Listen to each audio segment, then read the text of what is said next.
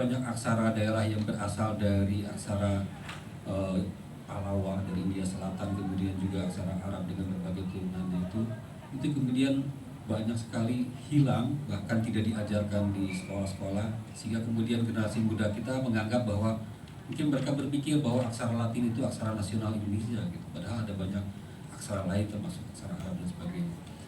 Jadi memang salah satu pengaruh besar dari kolonialisme itu dalam aspek itu. Jadi misalnya bahwa sistem pengetahuan yang dulu diajarkan di sistem Mandala pada masa Hindu, kemudian pesantren pada masa Islam, kemudian kan seolah digantikan oleh sekolah-sekolah yang mengajarkan berbagai pengetahuan dengan sistem tanda petik modern yang kelihatannya ini jauh lebih bagus dibandingkan sistem pengajaran dan berbagai hal ilmu pengetahuan dari nenek moyang kita.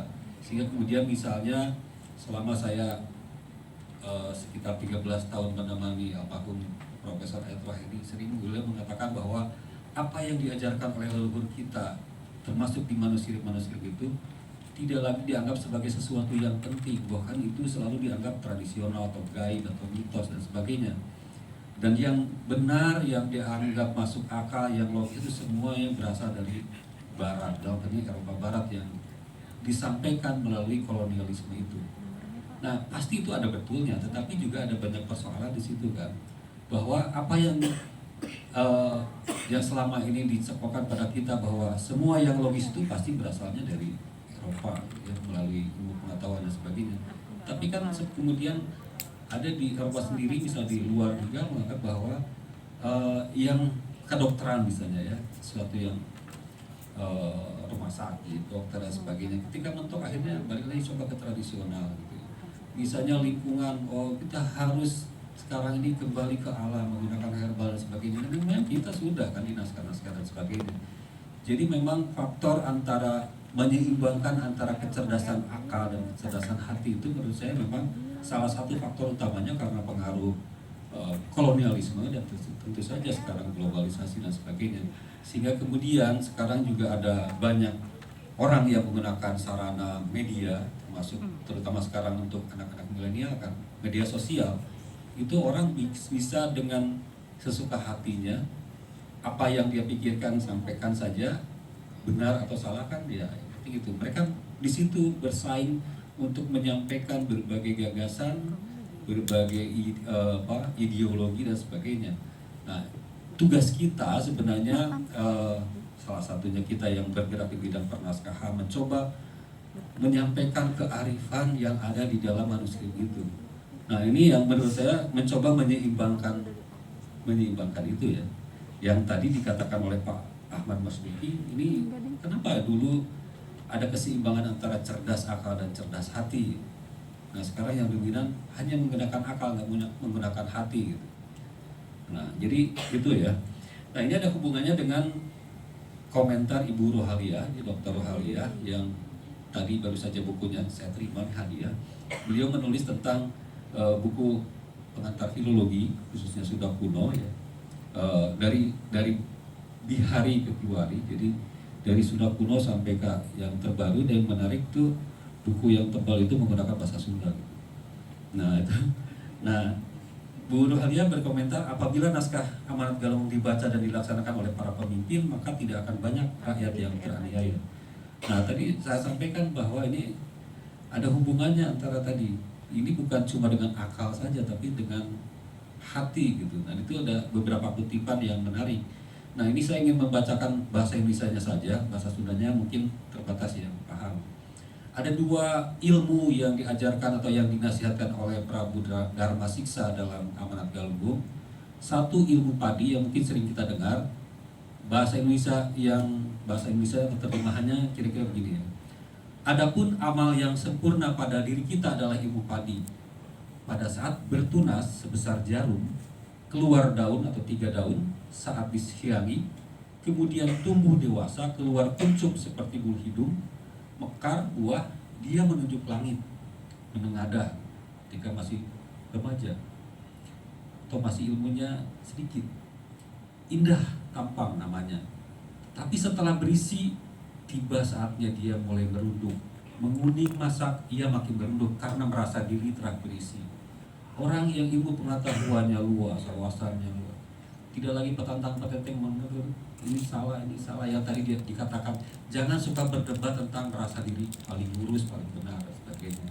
Nah, ini kan petunjuk dan nasihat yang bagus menurut saya. Yang kedua, ini yang baris terakhir di amanat Galunggung disampaikan begini: kita harus meniru wujud Patanjala. Pata itu berarti air, jala itu sungai.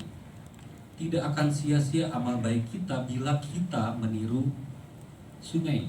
Patanjala, air sungai. Terus tertuju kepada alur yang akan dilaluinya, air sungai gitu ya. Senang akan keelokan, jangan mudah terpengaruh, jangan mempedulikan hal-hal yang akan menggagalkan amal baik kita. Jangan mendengarkan atau memperhatikan ucapan-ucapan yang buruk. Pusatkan perhatian pada cita-cita kita. Ia akan sempurna, ia akan indah itu akhirnya.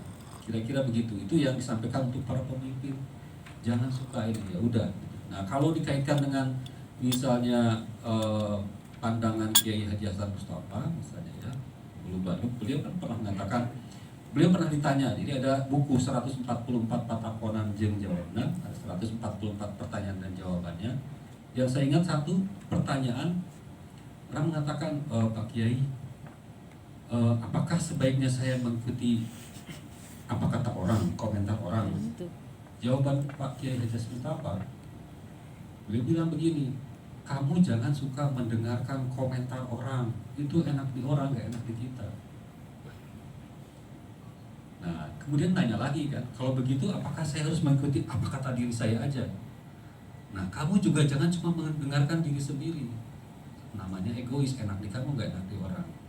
Jadi hidup itu harus sinergi tengah, jadi ada keseimbangan antara diri dan orang. Terima kasih.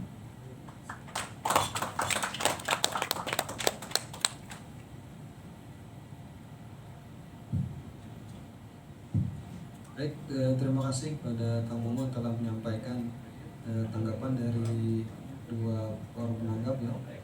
Baik, Bapak Ibu sekalian, waktu telah menunjukkan pukul 21.40 menit, mungkin ada waktu sekitar maksimal 20 ya. Saya tawarkan apakah ada yang ingin bertanya atau cukup untuk sesi pada malam ini. Sepertinya sudah kelelahan ya, mungkin nanti yang berminat bisa langsung saja. Ya, baik, baik, terima kasih kepada tiga narasumber dan Bapak Ibu sekalian.